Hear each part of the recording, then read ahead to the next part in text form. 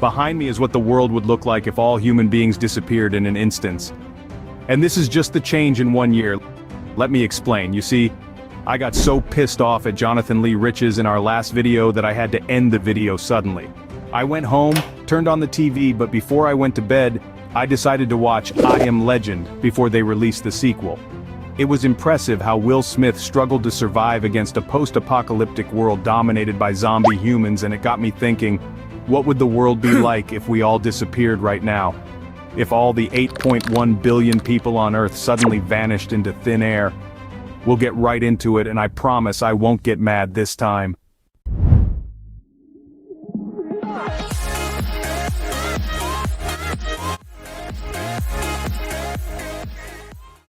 Consider a world teeming with human life, activities everywhere. Cars speeding on highways, airplanes sailing through skies, factories bustling. Then suddenly, all humans disappear. What follows? Human disappearance would immediately be followed by chaos. Unmanned vehicles and machines continue along their course, crashing, burning. Destruction runs rampant, a cacophony of metal and fire. In the next couple of hours, power plants begin to shut down. With no one to monitor or fuel them, they stop working one after another. This is more than just local power stations. It's a global energy network, all going dark. Even resilient hydroelectric plants like the Grand Coulee Dam have no grid to feed and no cities to light up.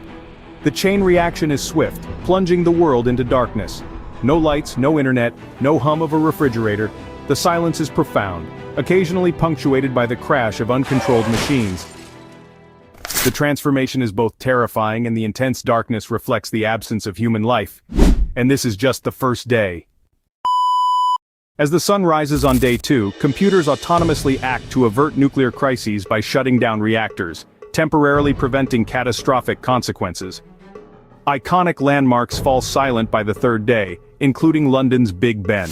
It sounds its last toll since it requires winding every 3 days. Streets now belong to animals. Pets venture into the quiet streets to avoid starvation after their owners left them. In the cities, something peculiar is brewing. After just 10 days, power plants start to malfunction because their security measures begin failing.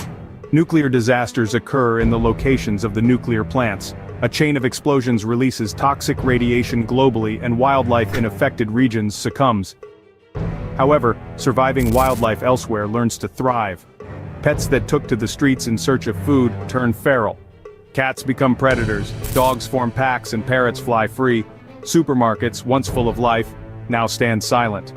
So, rodents infiltrate as their numbers multiply. The world grapples with its new reality, devoid of human presence. As days turn into weeks, and weeks into months, the Earth starts to heal. But the process is slow, as it would take a very long time for all the damage caused by humanity to repair itself. The quiet replaces the constant hum of human activity, as nature slowly reclaims urban territories. Once noisy cities, now stand quiet, marking our faded existence. Within the first 10 years, cities previously suffocated by pollution now breathe. The walls of buildings and pavements now appear more green than their initial colors because vegetation grows on them. The environment from iamlegend goes from being a creative production to a reality.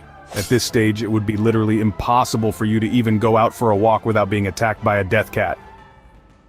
After 3 decades, the Earth without humans is drastically different. Satellites, once beacons of navigation, fall towards Earth, signaling an end to our technological might. Coastal areas, formerly teeming with human life, are taken over by the sea. Seaside towns disappear under the waves, leaving concrete jungles as new marine habitats. Ice caps regain lost territory, revealing land swallowed by rising waters. At this point, the climate begins to stabilize and the Earth warms at a slower rate. But although the planet's temperature are reverting to pre-industrial levels, it would take about 45 more years before global warming completely stops. Yet amidst the Earth's healing, some traces of us remain. Our most enduring legacy, plastic, scatters across the landscape and ocean floor. This means that marine life still suffers many years after our departure. It struggles to regain its balance due to the extensive damage of plastic pollution we have caused over time. It is only after about 65 years that the seas also begin to heal properly. The plundering of marine life stops. Overfishing was threatening the extinction of many marine species, but at this point, the species are nearing full recovery. It is a time when anybody can cast their nets and retrieve a good harvest, like in the biblical miracle. Even coral reefs regain their vibrancy, and the ocean clears. The marine world, suppressed by humans, can finally breathe. A century and a half later, urban areas start appearing the way they were before human settlement. Urbanized metropolitan cities like Paris and New York revert to swamplands. Northern cities including Vancouver and Maple Ridge have become buried under layers of snow and ice, and their reminders are only tall buildings poking out of the snow. It's now 230 years later and air has finally achieved its purest form. We're talking about air with 78% nitrogen, 21% oxygen, and small amounts of argon, methane, ozone, and water vapors.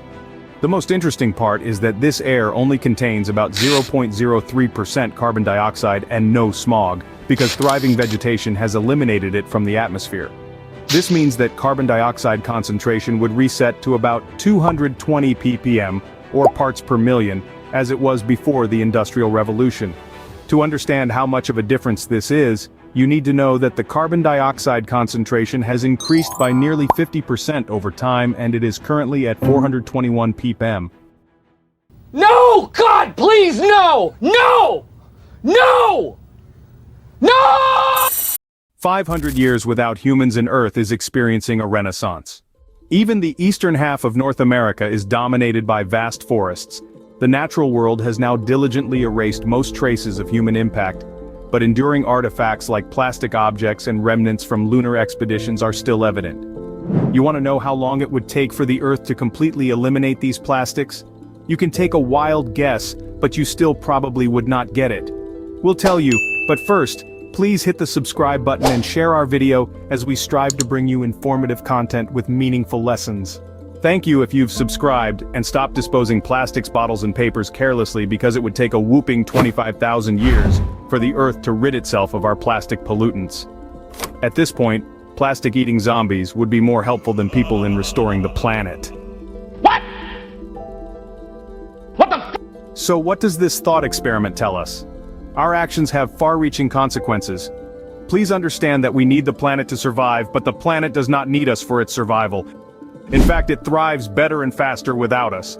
So let's make better decisions with regards to environmental conservation and preservation. All 8.1 billion of us. Thanks for watching, and please remember to subscribe if you haven't already. Sticky out.